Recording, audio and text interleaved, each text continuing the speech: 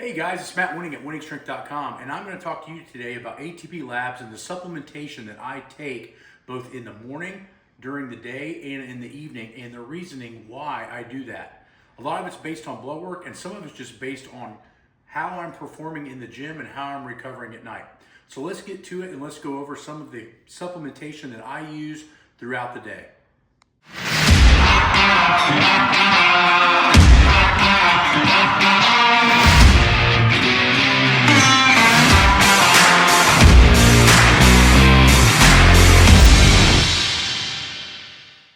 So what we're going to do with this video is we're going to start at the end or at the nighttime. And what we're going to go over first is magnesium.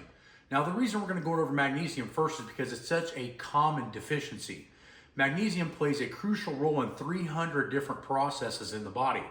And magnesium is also a huge help for increasing sleep and muscle recovery in the evening. So what I like to do is I take 1 scoop of yin reserve, and I take anywhere, depending on body weight and muscle mass, 4 to 6 Synermag.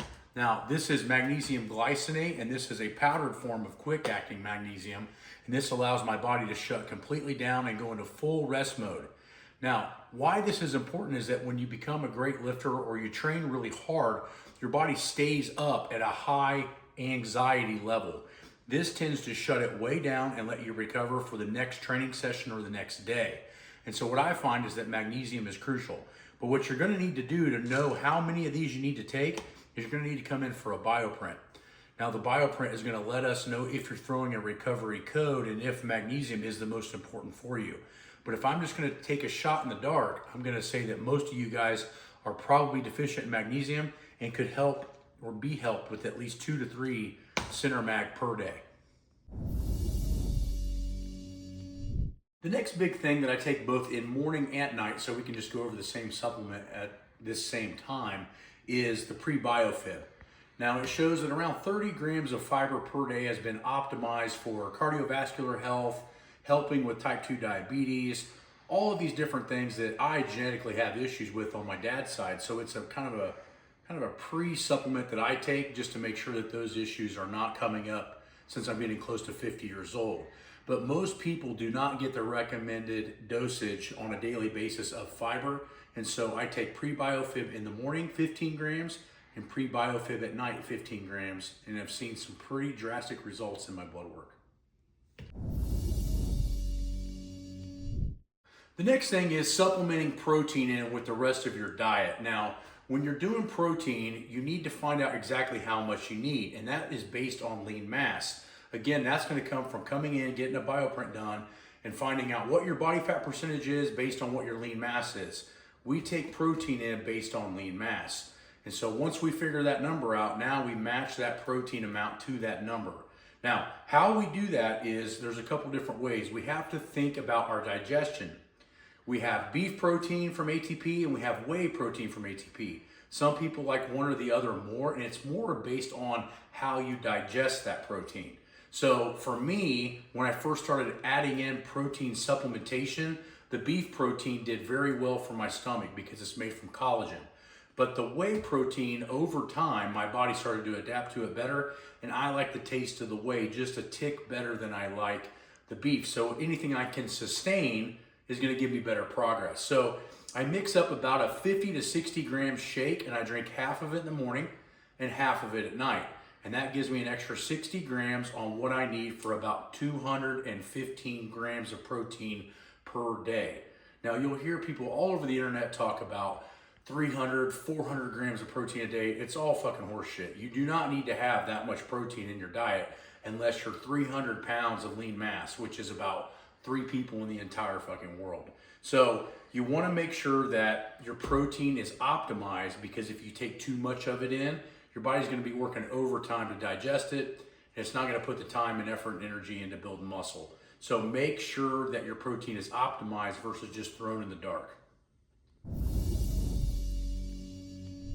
One of the big things that I like to do, especially with the vanilla protein, is I add just a little bit of cinnamon in it. This helps restore and maintain blood sugar, but it also makes this super tasty and easy to drink no matter what time of the day I'm doing it. Like I said, morning and evening. So about that much, not a crazy amount.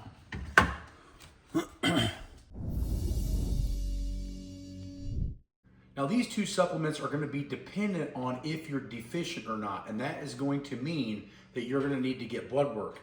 Vitamin D is one of the crucial vitamins that I've had issues with keeping high in my blood work, and so I have to take vitamin D just as a precautionary thing. Some of that might be because I live in Ohio and half of the year we have clouds, it's cold, we don't do a lot of things outside, so that could be an issue. But low vitamin D levels have hormonal implications, bone density implications, and performance implications if it's not corrected. So if you're deficient in vitamin D, you need to get it up to baseline level. Now that doesn't mean that if you already have baseline level vitamin D that supplementing it will make it any better, because it's a supplement that needs to be deficient in order to see improvement. The same thing holds true with vitamin C. Vitamin C I usually take on days that I'm not training. Vitamin C can cause a little bit of stagnation in training response if it's taken around training. So what I try to do is I take it on off days just to keep my immune system intact. So these are the supplementations that I've been taking from ATP for a while. Vitamin D had to be put back in because I just had blood work back that showed that it was low, which we just got out of winter, so no surprise. So now I'll be taking a certain amount of vitamin D and trying to find that optimal level. So for you guys that need and are super serious about learning which supplements you need to take, we need to do two things. We need an assessment with BioPrints, and we need to have you come in with blood work. I'm on a strength training program from a world-class powerlifter, a world record-holding powerlifter, Matt Wenning, and I've tagged him on this. Matt came by a few weeks ago when he was going across the United States on his Harley Davidson, and he stopped by.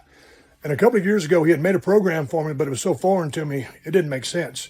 Man, he sat down, broke down the program for me, so now I understand it. And it's been a lot of fun training with so much structure and with so much focus on posterior chain.